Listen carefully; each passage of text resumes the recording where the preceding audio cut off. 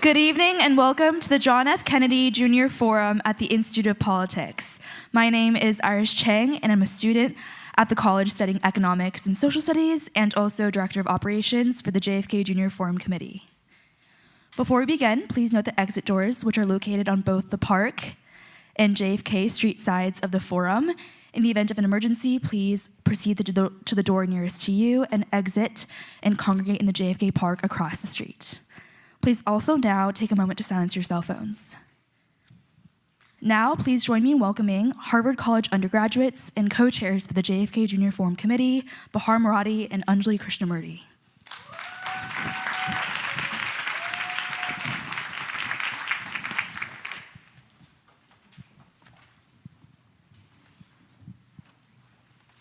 Good evening and welcome to the John F. Kennedy Jr. Forum at the Institute of Politics. My name is Anjali Krishnamurti.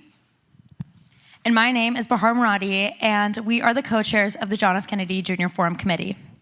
Today marks the last forum of the year, which is a bittersweet moment as our term as co-chairs has come to an end. Throughout the semester, our committee planned, staffed, and developed the forum events that were brought to the stage each week. We're so grateful to our audience members for continuing to contribute to this truly magical space for discourse and for challenging our committee to push ourselves to design conversations that inspire and engage the future world leaders at Harvard. We encourage all undergraduate students who are interested in participating in the committee to apply next semester, in the beginning of next semester. Today, we have the pleasure of hearing from award-winning actress, philanthropist, and activist, Sophia Bush. Yeah!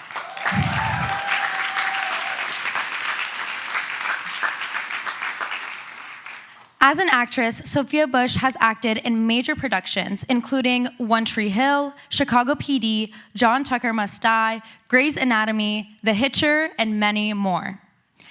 Outside of her role in the entertainment industry, she is a passionate activist and philanthropist whose causes focus on presidential elections, LGBTQ rights, and raising environmental awareness among young people.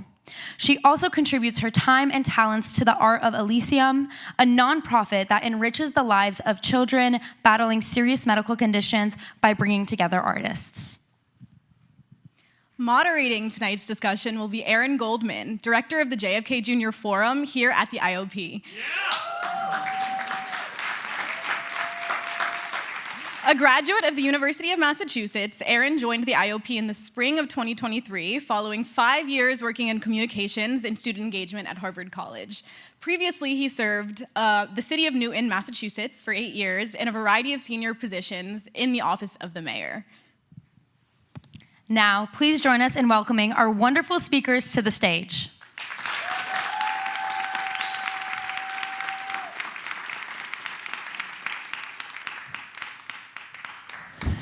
Oh. Hi. Hi. Hi, everyone. Hello, everybody. So, we do this like every night. Yeah. And this is our last one of the semester, so we really did save the best for last. This is our closing night, so we're so glad that you were here. We're so excited to hear from you. So I do want to talk a little bit about some of the shows that Bahar and Anjali mentioned that we've all seen you in, but you're at the Institute of Politics, so we have to start with a little activism, little policies, little politics. So there are a lot of issues that you have not only spoken about, but you've really championed in a major way. And we heard a little bit about it in the introduction, but you've really used your platform in a significant way that not many actors or actresses have to talk about women's rights, democracy, LGBTQ equality, climate awareness. So to take us back a little bit to the start, how did you make that decision? What moved you to start to speak out so boldly and make advocacy such a visible and intentional part of your work and your life? I think it's sort of always been at the root of who I am. It was interesting to mark World AIDS Day this week and have my mom go, "Oh, remember the first time I got called to the principal's office?" Because I got in a fist fight with a kid on the school playground who was saying really disparaging things about AIDS patients when I was a kid. And I grew up in Los Angeles with a dad who was an artist in an incredibly beautifully artistic and queer community. And we lost a lot of friends and family during the beginning of the epidemic. And it was an interesting moment because we were having this really sort of emotional day reflecting. And then I was like, oh yeah, I did go to the principal's office because I punched a boy in the face. Cool. I guess it didn't start in college. But for me, I think when I went to college at USC, I went for a BFA in theater. And that's lovely, but I spent a lot of time that first year of university in like a black box room with a lot of people who really wanted to talk about their craft. And I was like, I don't know if this is my speed. I love it, but there was something for me, I don't know, that felt maybe grittier or more connected to our personal everyday experience that was missing. And so I transferred into the Annenberg School to study journalism. And that was really when everything sort of clicked for me. The profound responsibility of representing people's stories, helping to bring their life experiences to screen, maybe create empathy or curiosity. And I'm just a news junkie. It was the right balance for me. And so when I started working on a show, and then obviously had a lot of young citizen journalist opinions about what was happening in the world around me, and everyone told me I wasn't allowed to do that, I was like, I don't think you know me or where I come from. And so I leaned in when I was encouraged to lean out, and it's just kind of the way I am. Which is a common thing, right? A lot of people, the best way to get them to do something is tell them you can't do it or don't do it or something. I mean, Sounds yeah, like maybe. That's you. Yeah. Maybe I just have a raging problem with authority, I don't know. Yeah. So one of the issues that you've been particularly outspoken on, which I think is not easy and I imagine takes a lot of courage, is you've been really outspoken for women's rights and treatment of women in general, but in particular in show business, which we've all read and have learned about what a cultural problem that has been going back decades. And I'm love to hear a little bit about how you first decided to speak out. I'm sure that's not easy to do, and what advice you might have for young women or young men, for that matter, who maybe want to partner and address issues that are still going on in the entertainment industry culture. Well, I think it's important. I mean, listen, the mistreatment of women is not universal to the entertainment industry by any means. I think something that was incredibly powerful for us was the solidarity that built. When there were the initial, I think it was 300 of us who signed the Time's Up letter, the immediate cohort we built across academia, nursing and medicine, sports, it was a really profound experience to have these sort of industry verticals of women stand up and say, me too, along with us. For me, I think it's about figuring out what your specific experience is and then tapping into what's universal about it. So, pardon me, we chose when things were really kind of taking off. It was the summer of 2017 that the Harvey Weinstein story broke. We released our letter, and then there was a writer from the first series that I worked on who made an accusation about our boss, and we were all like, who's gonna do it and where's it gonna come from?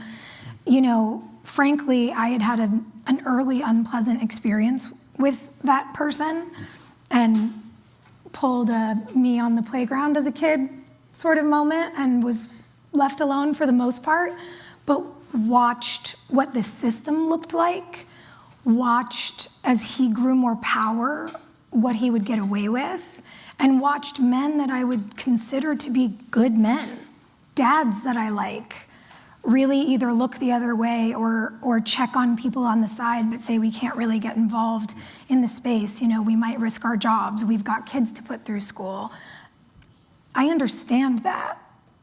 And I think it's part of the problem. I think when good people stay quiet, bad behavior feels like it has the space to grow. And so knowing the systems the women built over the 9 years we worked on that project to watch each other's backs, it was the reason that we chose to become the first cast to release a letter as a unit to say, this is what we went through, this is who this person is. you don't actually need to know anyone's specific experience or anyone's specific trauma. You need to look at the endemic behavior. And that set a kind of ripple effect in motion in the industry. I think it allowed some people to take their power back in different ways that perhaps felt less isolating. And I'm really proud of us, and I wish things were better. I wish there wasn't retaliation. I wish it wasn't so hard to do this. I think when you zoom out of our industry and think about why it's important to have these conversations in general, it's because patriarchy is not good for anyone, you included. Yeah. You know, it's not helping anyone to live in a society that treats 51% of its population and its children like they're disposable. And so while I know there are people who might look to women and say less or do less, I think our mission has to be frank about the data and about the realities in our society, and to welcome people into the fold to change those realities. And then maybe we wouldn't have a situation where we live in a country where 1 in 3 women will be assaulted by the time she's 22, and men are committing suicide at outsized rates. Like, it's not working for any of us. Right. So I hope we can build something better. And what can you tell us about, as you said, that the initial first kind of wave of the Me Too movement for most of us was summer 27, we're about 8 years removed from that now. What can you tell us about how much things have changed? I don't know if it's quantifiable, but do you feel improvement in the industry? I think anytime dark realities come out into the light, it's a good thing. I think we were all holding our breath because we knew a lot of people would feel courage being on a team rather than having to be the only one, and people would be able to talk about their experiences. And, you know, I was 10 years into the industry. I wasn't a year into the industry. I knew there was going to be a backlash. And I think that that's difficult, you know. Does that make it easier or harder, kind of knowing what you were getting into? Neither. Yeah. I think it's just unfortunate. You know, I think when we say like, oh, too many people said things or it went too far, I'm like, if 2% of accusations are false, that means 98% of them are true. That's actually a statistic I feel pretty good about siding with. I think there has to be room for a human acknowledgement that behaviors need to change. We don't need to be in such a raging binary all the time of like, you're all the way in or you're all the way out. I think people have to be given space to learn, but I think people also have to be willing to step into space where they're held accountable. What's unfortunate is to have watched the raging of, you know, the patriarchy machine in the midst of our first generation of real independence. Like, I have had independence my whole life that my mother did not have. There was a period where she could not get a credit card in her name. I've never had that experience. I would wager that nobody in this room, most of the people in this room haven't either. And so we're literally one generation into marginal equality, and like, look at the system. There was a backlash to a movement that deserved to happen. There is a backlash to conversations about equal pay. And then, you know, we elected an adjudicated rapist to be the president of the United States. So it doesn't feel great, but as a student of political history and social movement, I have to believe in the notion that if this moral arc of the universe is in fact long and it does in fact bend toward justice, the way I think about that then is like a diving board from the 90s. I remember when like kids used to swim at pool parties and like everyone would try to hang on to the diving board and some parent would come out being like, you're gonna break it. I'm like, well, the more of us who just yank on the moral arc of the universe in the right direction, you know, maybe the backlash in my daughter's era won't be the backlash of mine. You know, when I speak to my mother and women in her generation and friends that are in that generation, they're like, we had backlash too, and we didn't even tell the truth in public. So I have to believe it will shift, but I do think it requires a courage to have like frank conversations and to acknowledge that there's no such thing as an alternative fact. There is a fact and then there is a lie. And at some point, we're gonna have to come back to a meeting place where there's a foundation of truth and then we can debate ideas and policy. But if we're debating truth itself, we really start to lose the plot. And it is this back and forth, right? Like you said, pulling on the diving board, it takes a while. It's not flipping a light switch. It is a back and forth. Which is especially difficult when we're so used to being able to flick the screen of our phone and get 10,000 new pieces of information in 0.8 seconds. Like, it was hard to be patient for necessary change before the internet became this constant auto refresh. And now I think it's more difficult. But I actually think that the investment in the longevity of positive change is, not to make it like a TV term, but like, I think it's sexy. I think patience and work and debate and revisiting ideas and coming into places and sitting with people, and when they say something, saying, tell me more about that. Like, I am intellectually turned on by that. And I want people to feel that way. Like, in my 20s, what a crazy thing to be like, at the start of Twitter, I started using a hashtag, smart is sexy. And it wound up at the face of a very famous person doing a Kmart campaign. And I was like, you're welcome, you didn't pay me for it, but it's fine, make your money. But like, people were like, what, why use a term like sexy for smart? People should feel, like it's just intellectually important. And I was like, yeah, but people also want to feel hot.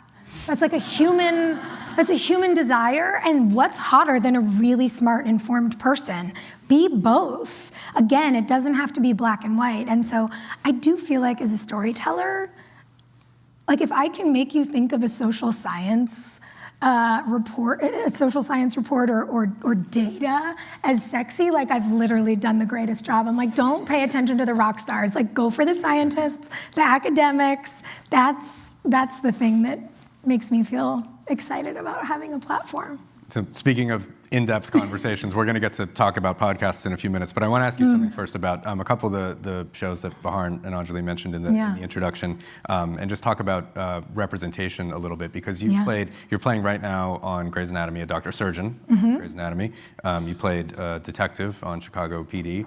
These are roles that where women are generally very underrepresented, and perhaps in TV and movies, but definitely in real life. And I'm curious, are you thinking about that when you're playing these roles that you're showcasing for people, particularly in police departments? I found a statistic that like about 12 or 13% of police officers are women nationally. Right? So I'm curious, are you mindful of that, and does that impact at all the way that you portray characters when you're showcasing for an audience roles where they're not used to traditionally seeing women in those positions? Definitely, and it's a both and. I'm going to be really real with you. No matter what sort of level you get to as an actor, you go from sort of room to room, and you're competing forever. There's never a moment where you're like, I'm going to choose from every role in Hollywood. Like, it doesn't happen. You fight against bigger and better people, I guess, for the same jobs.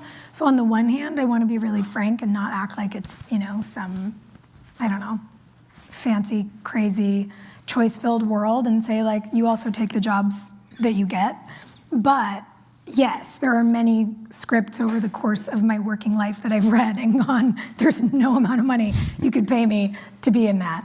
On the other hand, for me, when I'm going to play someone in a role like that, where I know women are underrepresented, one of my favorite things is the prep, is going to meet with women who do those jobs, hearing their stories, hearing how they balance their time, hearing about the microaggressions they experience, hearing about their success, hearing about, what their track into their career looked like. Also, for me, as a kid who wanted to be a heart surgeon and then took a really random left turn thanks to an arts requirement and became an actor, learning to be a cardiothoracic surgeon was like the absolute one of the highlights of my career. I was in the OR every single day that they would let me be in there. How much time are you in? I think that's something probably most of us don't know much about, the prep process that goes into playing a role, meeting with like the real people. Oh yeah, I mean 9.5 hours in an operating room watching a quadruple bypass from 3 inches from someone's chest was like one of the best experiences of my life. I would have passed out in 2 seconds. Oh no, I loved it. And by the way, everybody there, all the doctors were like, every time they'd get something out, like the bone saw or the cauterizing iron, they were like, "Are you sure you're good?" I was like, "I'm great." Just like in the corner taking notes. And then I got to scrub in to like be close enough. And I'm in the cavity asking how they're picking what, veins they're gonna harvest for the thing. And they're like, "Why do you know all this?" Did these people know that a famous actress was observing their surgery? Yeah, and that's the crazy thing too, because if you're gonna go in and shadow, the family has to approve you to be in the room. So I would meet people's families, and then I would get to go into the ICU and meet my patients when they woke up. And it's, just like one of the most profound experiences of my life. Pretty cool. Yeah. So we're talking advocacy and issues a little bit. I want to talk elections and candidates. You've endorsed a lot of... Okay. Yeah. Well, hey, we got another 40 minutes up here. Yeah, it's all right. You've endorsed a lot of high-profile candidates over the years, and I'd love to hear a little bit about your decision process. I think Obama was the first really big high-profile campaign that you're part of, correct me if I'm wrong. Yeah. And what that was like, and then how that has motivated you to continue. I think for a lot of us, every election cycle, we're used to seeing different forms of celebrity endorsements, and it's hard to, there's always part of the chatter is, do they matter, do they help, do they not help, whatever, and I think for the average person it's kind of hard to tell, is it moving the needle? So I'd love to hear about your experience working on campaigns, and can you, as you're involved and you're talking to people and you're doing things, do you have a sense, do you feel like you're moving the needle on a particular campaign, and how do you measure that? Yeah, for me, I was working on issues that were important to me prior to getting involved in this sort of national political race. Being lucky enough to grow up in Southern California, the environment was an obvious cause to me. The notion that anyone would think, on any level, by the way, just for humanity, let alone how you vote, that clean air or water should be debatable. I was kind of like, what is happening here? And I think the work I got to do in that space, in clubs in school, and then reporting in college, and then working with incredible organizations, as soon as I started working on television and learning from them and traveling around the country with them and being in disaster zones, pulling on that thread so quickly led me to issues of gender-based violence and justice, of racially based violence and justice, because when you start looking at environmental crises over the world, you see who people think are expendable. And so that made me insane. And in the same way that, because I grew up in the community I did, this notion that some people deserved rights, the right to healthcare, the right to marry, the right not to be ignored in a spreading pandemic, felt so nuts to me. And I started to realize these are all fractional kind of pieces of the same large ecosystem. And so when you look at, oppression, the devaluing of certain humans, when you look at what gets resources, what gets attention, what doesn't, those were things I was really analyzing and feeling frustrated as I did with our sort of political landscape. I remember I don't remember if I was just starting middle school, but when Hillary Clinton made that comment, fighting to try to get universal health care for children. Human rights and women's rights, yeah. Oh no, that was a big one at Beijing, but when somebody essentially suggested to her, like, you're just the wife, who do you think you are, trying to affect policy, God forbid, a mother care about other people's children. And she was like, what do you want me to do, bake cookies? And it was kind of like, I have the ear of the nation, and I watched, and I remember even as a kid going, uh-oh, they're going to demonize her for that. And they did. Yeah. They said, like, she hates parents and she hates stay-at-home moms. And she was like, I'm a great baker, actually. I'm just trying to make sure kids can go to the doctor. You know, the irony that she's actually like a really good cook isn't lost on me either. And from that moment, like, that's the political era I grew up in. Mm-hmm. You know, and then I watched the second Bush come back into office, which was also really annoying for me because my dad's from Canada. I'm not related to those people, but like that has, you know, chased me around my whole life. Do people think you are? Oh my God, everywhere, all the time. It's also like weird sometimes traveling internationally. I'm like, if it's a smile or a frown, please, it's not me. It's not for me. But so I was really aware of the political system. And I was just so deeply inspired watching Barack Obama and, you know, watching him as a young elected official and going, that guy's really special. And there's something about him that reminds me energetically of a Kennedy, of an MLK Jr., like these incredible orators who reminded us that our strength exists in the community fabric of this country. And so I signed on to work on that election in 2007 and really never looked back. And tell us a little bit about what you did. I mean, I think we see a lot of endorsements where the impression is a person said, yes, I endorse this candidate. But as we talked about earlier, You've really kind of taken it a step further and rolled up your sleeves and gotten to work on these issues, these candidates. Tell us a little bit about what kinds of stuff you're doing. Oh yeah, I'm the first person that when they're like, we can't get anybody to go to, I don't know, West Texas, I'm like, I'll go. What are we doing? Where are we going? Give me the binder. I want to know everyone who's coming. Let's go to college campuses. Let's go and meet with healthcare workers. Let's go and meet with farmers. I over the years have started trying to connect coalitions. Like I've got a friend who's an amazing chef and hunter in Montana, and trying to get him and then a lot of those outdoorsmen and cattle ranchers also working with indigenous tribal leaders all across the Midwest to talk about how they actually have deep connections in terms of preservation of land, in terms of the health of these ecosystems, like creating sort of cross bucket of interest, if you will. Connections is one of my favorite things to do. And that's been something that I get to do at a high level and a local level. Sometimes I'm advocating for a cause at the White House, and sometimes it's me and 3 interns in a minivan driving across random parts of Iowa or East or West Texas, like living on fast food and figuring out how we're gonna get college students registered to vote. This is the kind of stuff that for me is always a yes. And always has been, and I don't know if I was supposed to be a full-time community organizer.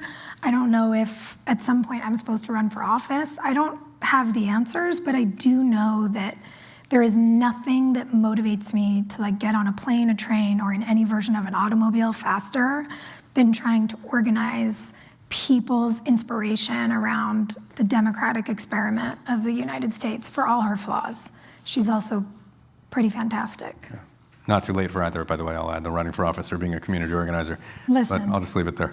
I kind of feel like I'm a hybrid of 5 jobs, and that's okay. Nothing wrong with that. Yeah. So we were talking about podcasts earlier, and I wanted to talk a little bit about your fabulous podcast, Work in Progress. There must be a million podcasts out there. Yeah. Everyone seems to have, but yours has seemed to cut through the noise somehow. Thanks. And we've heard a lot of feedback over the last couple. We've had the flyers up for this event, like in the hallways for the last couple weeks, and I can't tell you how many people have come up to me and said, "Oh, I listened to her podcast. Oh, I listened to her podcast." That's so nice. And so you have a lot of fans out here. Thank you. Yeah, you have a lot of fans in Cambridge. So I'm curious, do you, and you've had such amazing guests. You had Michelle Obama earlier this year. Yeah. Do you have a sense of what it is about that, about your show and your interviews that seem to really be resonating with people? You know, I want to offer people a space to have real in-depth conversation. I think growing up into an adult, rather, from 21 on, in media, it's like you can say the most interesting thing and they'll clip 6 words of a sentence, and you're like, that's what you took from that whole conversation? To be kind of used as a prop for a click on the internet is a very weird thing. And I don't like it. I don't like the experience. It feels very dehumanizing. And a real source of joy for me is to give people a space where they can really be heard and they can really be themselves and they can expound on their ideas or laugh or remind you they're human or that they're growing, where they're offered space to change their mind or talk about their own evolution. I think we need more of that. And I also realized, frankly, I was walking out of Gloria Steinem's house in New York. I'd been sitting on the floor next to Tarana Burke and having a tea, and all these women were talking about, what we were gonna do about the State of the Union. And I walked outside and was like, if little me walking to class at Annenberg had known I'd be texting with Gloria Steinem, my head probably would have exploded. And I thought to myself, even being in that room is a privilege. And if I could have recorded that conversation and just given it away for free, I would. And so that's why I decided to start a podcast before every single person on earth had a podcast. And I know it's ironic for me to say the following as a person who has, well, currently one again, because I just wrapped one, but who's had 2. Podcast equipment has gotten far too inexpensive. I'm like, put the mics away. Not everything needs to go on the internet forever. But I think for me and what I realize for guests is they know they're gonna be heard. They know they're gonna be given space. And also nothing makes me feel like I'm in the right place more than having someone like Ava DuVernay say, of all the people who interviewed me about this movie, you asked me 3 questions I've never been asked. I was like, did I? I went to journalism school. It's like, oh my God, it makes me feel like I'm really in the right place. And so it's a personal joy. It feels like a place where we can come and do a version of this. And my hope is to remind people that conversations with each other are kind of the point of everything. Yeah. The yelling on the internet in the short comment sections is not it. I get the impression you put a lot of thought into the title, which I love, Work in Progress. So can you tell us about that? Yeah, you see things so clearly in hindsight, probably why they say hindsight's 20/20. It's like cliches are cliches because they're just so true. I remember a long while ago, it was an interview I was doing and I was asked, what is something, I don't remember if it was what's something you think young people need to hear or what's something you wish you could tell your younger self. And I said, you don't need to spend so much time worrying about being someone else's definition of enough. Because in reflection, what a waste of precious time that was for me. And I said, you are allowed to be a masterpiece and a work in progress simultaneously. And it was just something I said, and I believe it. And I think I said it maybe because I needed to hear it. And it is probably the most repeated, shared, stolen, pirated quote of anything I've ever said. And I've said so many things that have been recorded in the public record in the last 22 years. And that one, that's the one. I'm guessing you're happy to have that one shared and stolen and whatever. I'm like, cool. I mean, it doesn't feel great when I see it being printed on sweatshirts by brands. I'm like, excuse me. Send me a check at least. But it resonates with people. And I think there's really something to that. I think about it for all of you, you're students. Many of you have never known a conscious life without the internet that I remember developing. There's so much pressure. Whether we realize it or not, we are constantly bombarded by imagery and we are comparing our very messy, complex, 3-dimensional insides to people's perfected, face-tuned, 2-dimensional outsides. It is a very surreal kind of whiplash that creates, I believe, a real fear that maybe I'm missing it, maybe I'm behind, maybe I'm late, maybe I don't know what I'm doing.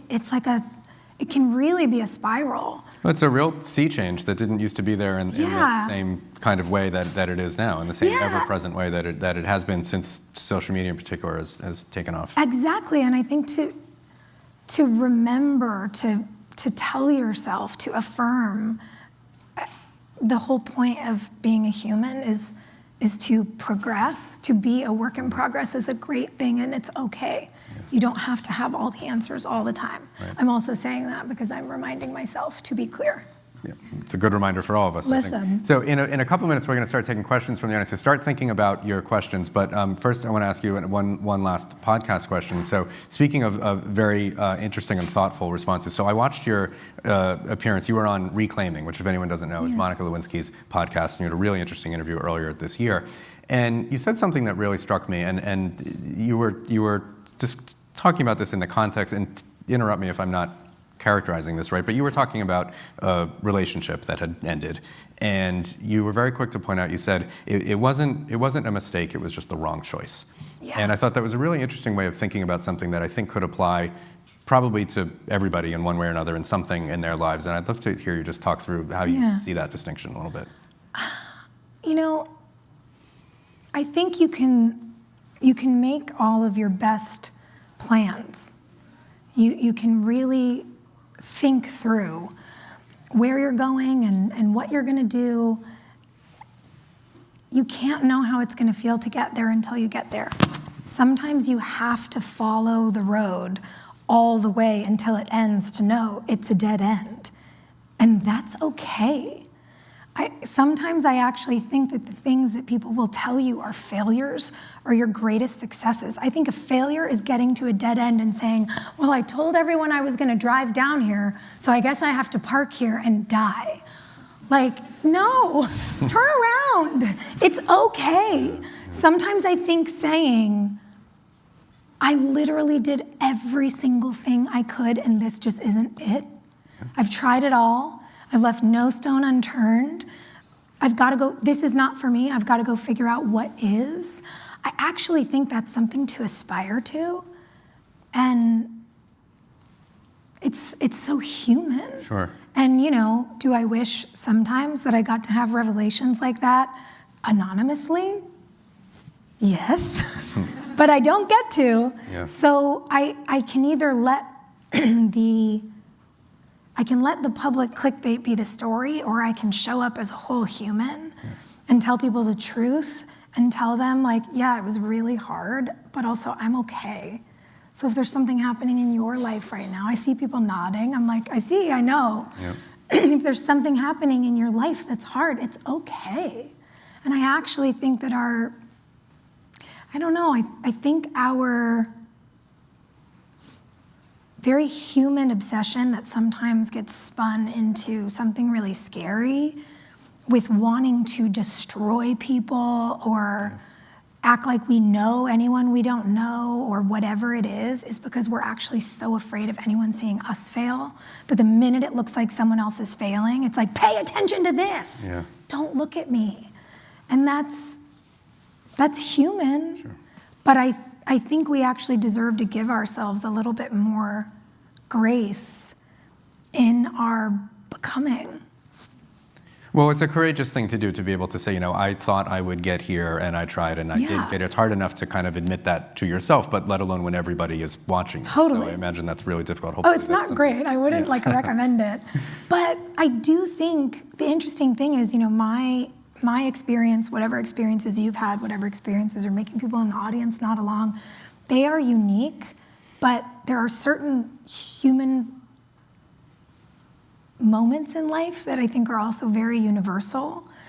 And I can't tell you, especially for women at y'all's age, at my age, I said, I did it. I did the thing everyone said to do, and I did the checklist, and I Esther Perel'd myself into being like, one person can't possibly be, every role in your life, and we used to have a village, and now we put too much pressure on people. And then I listened a little bit, to the old Steve Harvey adage, and I took my list and then I cut it in half because I was like asking for too many things. Ladies, you're never asking for too many things, to be clear. You're actually allowed to have wants, needs, and desires, and to be paid attention to in your own home. That's for another day. But I cut the list in half. Come back for another talk. And then I checked every box on the list. And I was like, I've never been more sad. It turns out the list, that I think that's other people's things. Yeah. And to learn, you can learn at any moment in your life that you don't have to carry other people's expectations anymore. Yeah. It's not easy, but I do recommend it whenever you're ready. Yeah. No rush. Took me a while. Great I was advice. 41. You have plenty of time. I got time. Okay, so now we get to open up the floor to all of you. So most of y'all have probably been here before, and you kind of know the drill. We have 2 mics on the floor here, kind of on either end, and then 2 up in the upper boxes here. So just line up, and friendly reminder, our favorite types of questions are the ones that are brief and end with a question mark. So why don't we, they don't all, so let's start right over here at this one. Go ahead. Hi, Sophia. Thank you so much for being here. I'm a first-year MPA student. I'm a massive fan. I was so surprised to hear in your recent interview when you said it took you 20 years to get paid the same amount as your male counterparts. And so many of us still struggle with negotiation. And I was wondering if you have any tips for us on how to believe you deserve more and how to fight or ask for more. My 2 new favorite words for women are counteroffer. It's so incredibly important for you, for all of us, to negotiate for ourselves. And again, when we were talking about patriarchy or behavior in the workplace, it's a societal problem, and it's going to take everybody. But we also have to understand that the way we've been reared in this society means that, on average, men will apply for a promotion when they're 40% sure they can do it. And we wait till we're 90% sure. Stop waiting and believe in what you deserve. I think realizing that the first offer doesn't have to be where the conversation ends, it's where the conversation starts. That's a truth we all really need to inhale and then hold on to. And I also think it's important for us not to gatekeep. I did a series with a friend of mine, and she got hired to do a series for the same network the next year. And I was like, let me send you my contract. I want you to have every point in my deal memo, because it took me 20 years to get them, and I want you to get them in year 2. And those are ways we can protect each other. And then I realized I didn't answer this part of your question, so I am going to tie it back because it's related. When men want to know what they can do in the workplace, they can also share with us. Just like equal pay can't just be women talking to each other, men have to get involved in the conversation. It's the same with our treatment in the workplace. I would encourage any man in the room to ask himself, and not for self-punishment or whatever, but when have you seen a man make a joke at work to a woman that isn't funny, that's actually really inappropriate? Don't leave it to her to go, what did you mean by that? But I do think that's a great phrase also, keep in your pocket. It's really nice to ask. Sorry, could you explain that to me? Ooh, they don't like it. But I want the men to go, what did you just say to her? I want you to do that for the women at work. I want you to do that for the women on your campus. I want you all to share your deal memos with us too. Because let me tell you what, when I found out that 20 years into my career, I was still being offered 50% of what the guy they hired to play my dad was getting offered, I was like, well, thanks for telling me, but this is unacceptable. But I needed that allyship from him also to even know to fight for myself the way that I did. So it's an individual project, certainly, but it's also kind of a group project. And I expect everyone to sign up for a role. Thank you. Perfect. All right, my man up here. Hi, Sophia. Thank you for coming out. In this current political environment, when do you think it's important for artists to use their platforms to speak out for change? I think all of the time. I look a lot to what art was able to do in terms of social movement, whether it was the photographs that came out of the freedom rides, whether it was the stories of women in the 1970s, whether it was the imagery that came out of the AIDS crisis, photography, art, the movies that were made, what Tom Hanks did in Philadelphia on that subject, those are the things that change hearts and minds. And so does comedy. The thing that shifted the American opinion of gay marriage was Will and Grace. Making people laugh and letting them get to know their neighbors did more for that issue than so much specificity around policy. And I know I can obviously get a little lost in the policy and the data, but I think we have to remember that art can be what sustains people, and art can also be what changes people. And I believe in the power of that. I've had the good fortune here at Harvard to become friends with Professor Sarah Elizabeth Lewis, to sit in on Vision and Justice. What she gives to her students and to those of us who get to experience her class on art, on race in America, changes people. And I think when it feels hopeless, we have to remember we have an option. The reason I've just listed all these things is because these are the things popping into my head as I'm talking to you in real time. There is so much art that changes people. And in whatever way you can contribute it, if it's writing, if it's photography, if it's painting, if it's performance, if it's a sitcom, if it's something you can give to your family, what is it you can do that makes someone or their circumstance seen instead of that circumstance being something that continues to be ignored?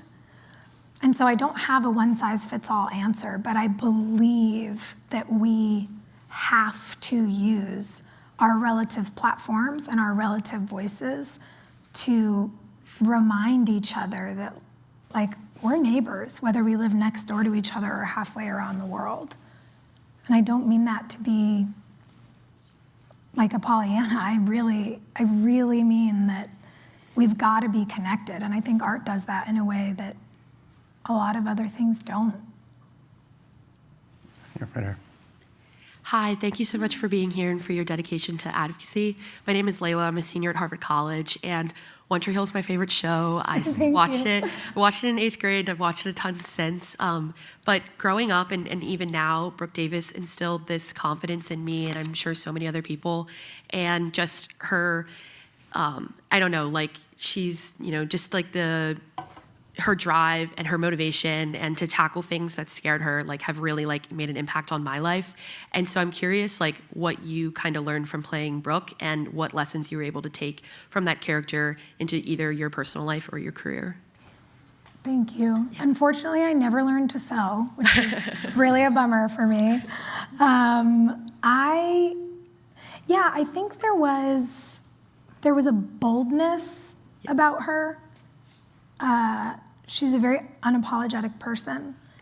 And maybe it's because my dad's Canadian, or maybe it's because I have tremendous anxiety. I'm apologizing all of the time. It's something I'm working on. I think there is something really powerful at times about having experiences in character, because your body doesn't know what's real and what isn't, which can lead to a lot of very weird trauma you have to work on. That's why I don't do horror movies anymore, because I'm I don't think I can handle it.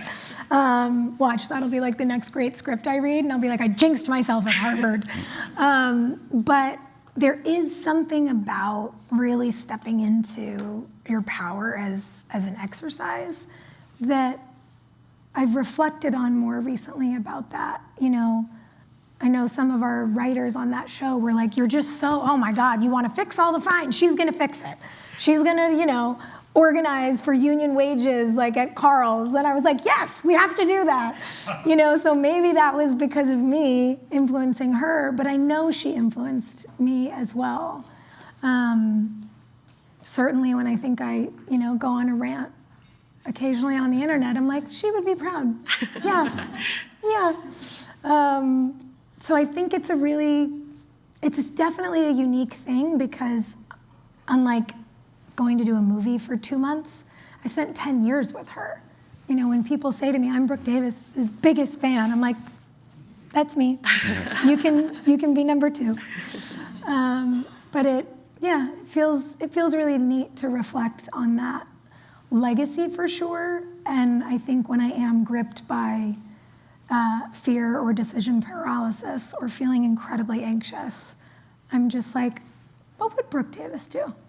She wouldn't be negging on herself like this. No. And that's kind of nice. So I ask myself the same things. I love it. Thank you. Yeah, River. Hi, thank you so much for coming. My name is Iris, and I'm a student of the college.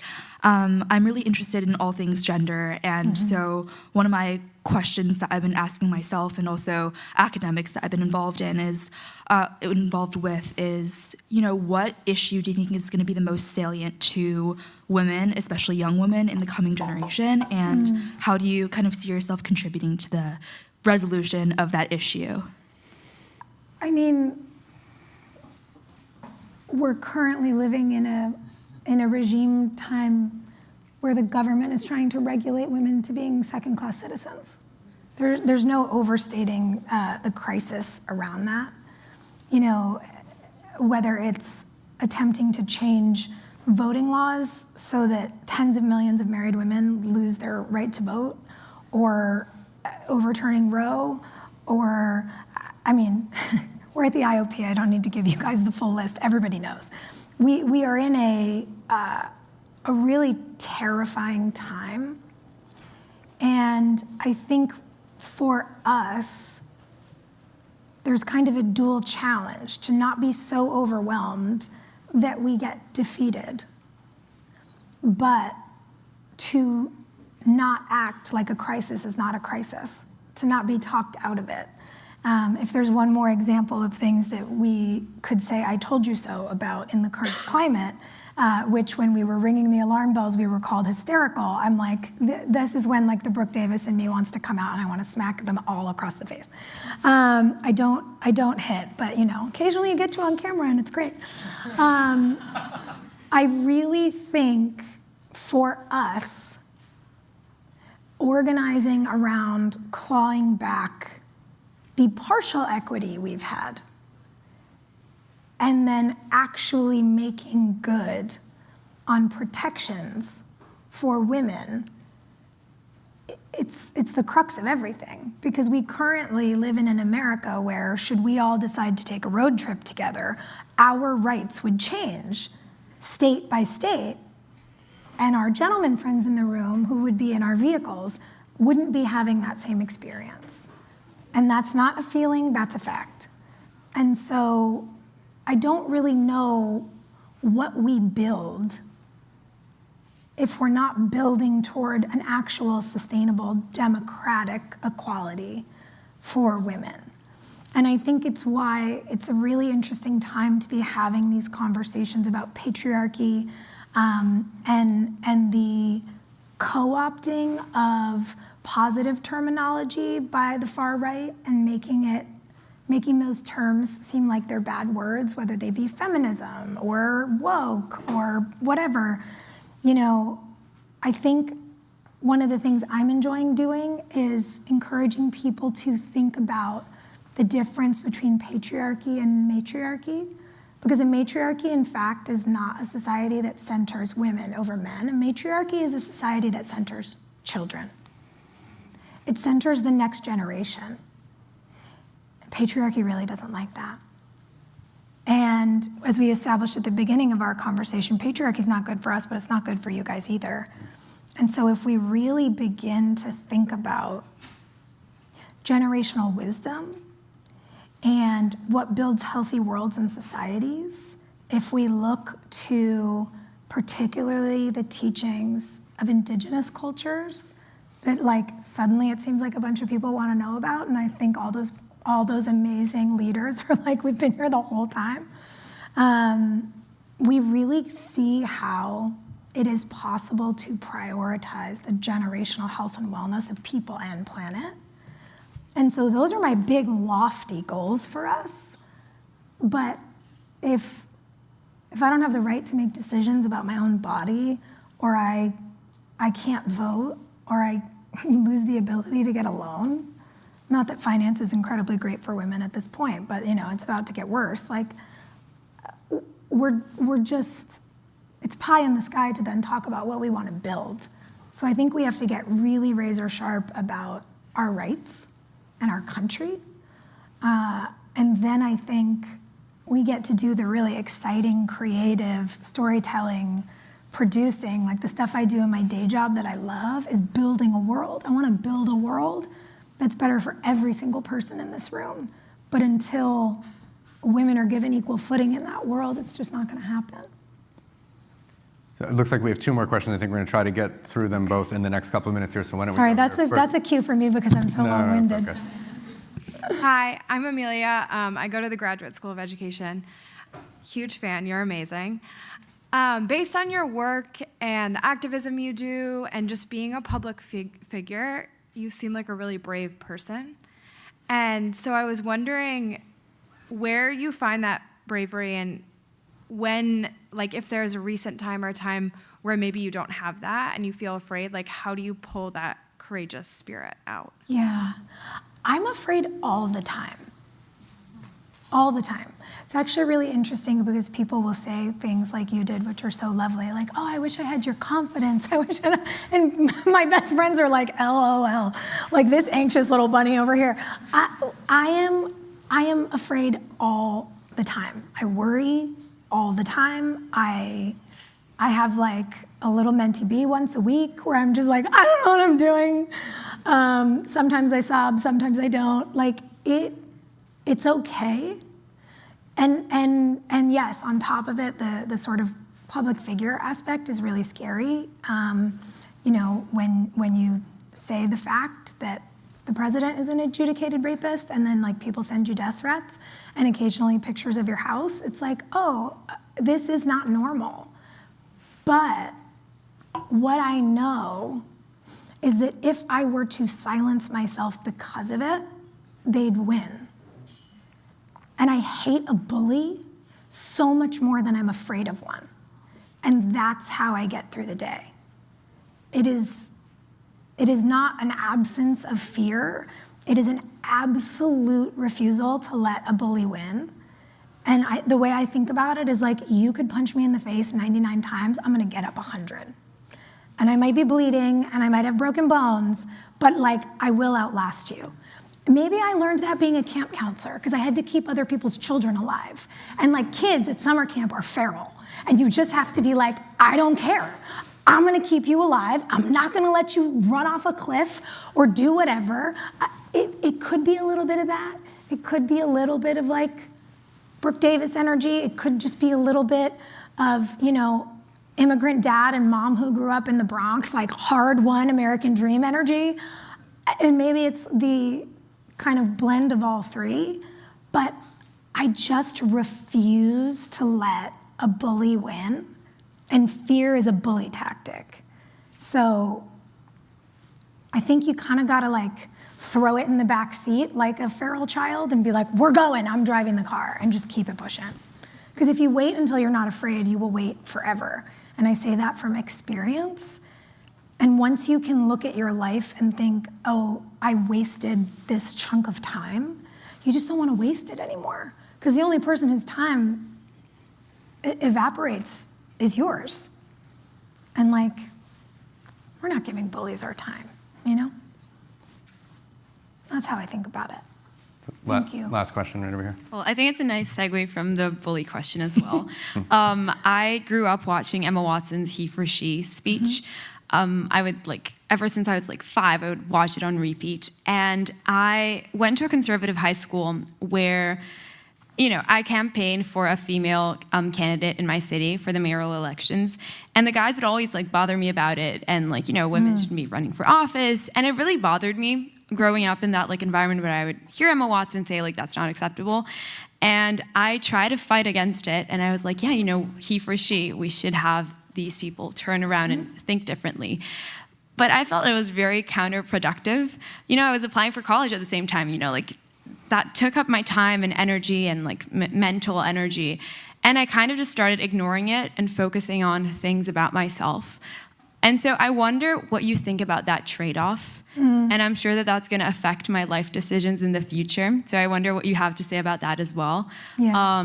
About how that maybe is counterproductive, but growing up with those messages, I do have the strong instinct that it is important. So what is that trade-off, and what do you think about that? I think it's more like a seesaw, right? Some days you might really need to push back against those kinds of messages with the men around you. And on others, it is absolutely a waste of your time. And I think you have to figure out what's doable for you. And it's part of why being in community is so important. It's a relay race we're running to create change. No one person can do it all the time, and no one person should be centered in it at all the time. Decentralized power structures for social movements are what give them the fuel to keep going. And I think women, and I want to be clear, men you guys have a ton of pressure on you too. I know, again, the system isn't great for you guys, but when you take all the ways it's not great for you and then you layer gender-based discrimination on top of it, just imagine what we're going through. And I really think that you have to kind of have a toolkit on what days do you have the time to have a more in-depth conversation with someone who perhaps thinks you belong in a kitchen first and in office second. And on what days does it make the most sense to have a few great phrases in your back pocket, like when a man inevitably says to you, well, women are just too emotional to run for office. What if you started a nuclear war when you were on your period? And you could say, so interesting, because the week that women are menstruating is actually when their testosterone's highest. So is she acting like an emotional woman, or is she acting like a man? They don't know what to do about that one. It feels great. Also, gentlemen in the room, some guy says something sassy about your sister, your wife, use that one on him too. It's not just for us. I really think that you have to make sure you are taking care of yourself in all the ways society tells you as a woman to put yourself last. And then, yeah, if you, like me, are, for better or worse, motivated to fight for justice, you're gonna have to do some fighting. And for some of us, that's a calling, and for some of us, it isn't. So I think you just have to figure out where on that seesaw you fall, and it's allowed to change. Some days you might be ready to lead the charge, and other days you're gonna be like, I am not getting out of bed. Somebody else do it, and that's okay too. Build a team. So we have reached the end not only of our evening, but of our fall semester here in the program, here in the forum. So I just want to give a few quick shout outs and thank the people who helped to make this happen every night. I want to say a big thank you to the media services team up in the booth there, Trevor, Claudio, Roswan, Jim, the facilities team who put this venue together and take it apart night after night. All of our Harvard University Police and Securitas folks, Brian, Ryan, Captain Fulkerson back there, keeping us safe every night. Thank you. Big thank you to Martha for the beautiful photos every night. To our mutual friend, Mark Edelman, for a fabulous semester. Thank you, Mark. Big shout out to, she doesn't want me to do this, but I'm gonna do it anyway. Big shout out to Dejane Miller in the back. Dejane really makes this happen every night. And all the JFK Jr. Forum students who are the heart and soul of this place in the booth there, thank you so much. And lastly, a very, very, very big thank you to SETI for setting the standard for us, for smiling down on us tonight and every night. God bless you, my friend. And so wherever you all get your podcasts, please check out Work in Progress, tune into ABC for Grey's Anatomy, and please join me in a very big thank you to Sophia Bush for being here with us tonight. If I may, I I just really want to thank you all. I know that you're in the middle of midterms. I flew back here from a great NGO event in LA last night with a Harvard student who literally got off our flight and went straight into a quiz at 3 o'clock, and I was like, what's happening? I know it's not easy to take time when you probably have a million things to memorize and a million things to do, but thank you for welcoming me here. It's really been so much fun to spend the evening with you all. Please come back. Yeah, Anytime. I'd love to.